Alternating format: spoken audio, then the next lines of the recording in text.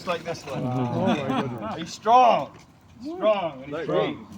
So he carries home his lumber that day, and he gets back to his woodcutter's cottage. But it's a tad messy because he lives on his own. So he sits down and eats his dinner. He does what he usually does, what a woodcutter does at night. And a woodcutter at night sits down and they eat their dinner. And rightly so. And they have a beer, they have a Guinness. Or And whatever. he takes his time and he sits by the fire. He puts his feet by the fire and he smokes his cigar.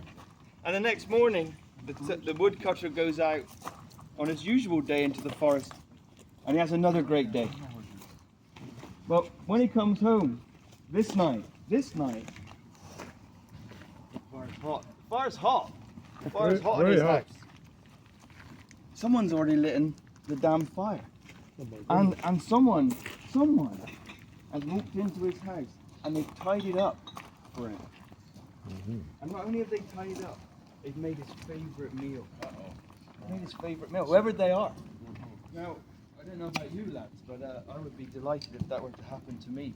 Me too. So he sits down and he eats his meal. And the woodcutter just can't believe his luck. But he's a handsome man, he's a lovely man, and he just deserves a night like this.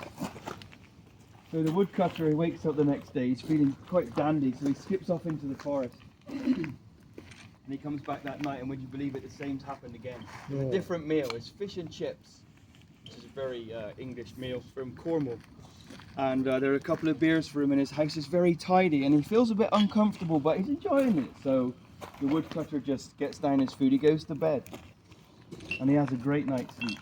And the next day, he goes out, he's got his axe, he's always got his axe, as the woodcutter.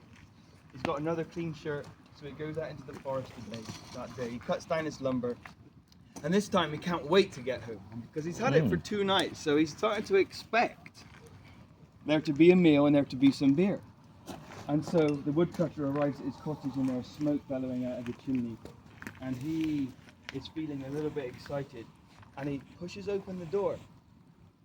And this night, there is a wild, beautiful fox woman of wild, mad nature stood in front of him. And she looks over her shoulder at him in the way a woman can only glance over at a man, and invites him in. Oh, his heart's beating fast. Ooh. And they waste no time. The woodcutter, he's been hungry for a woman for some time now.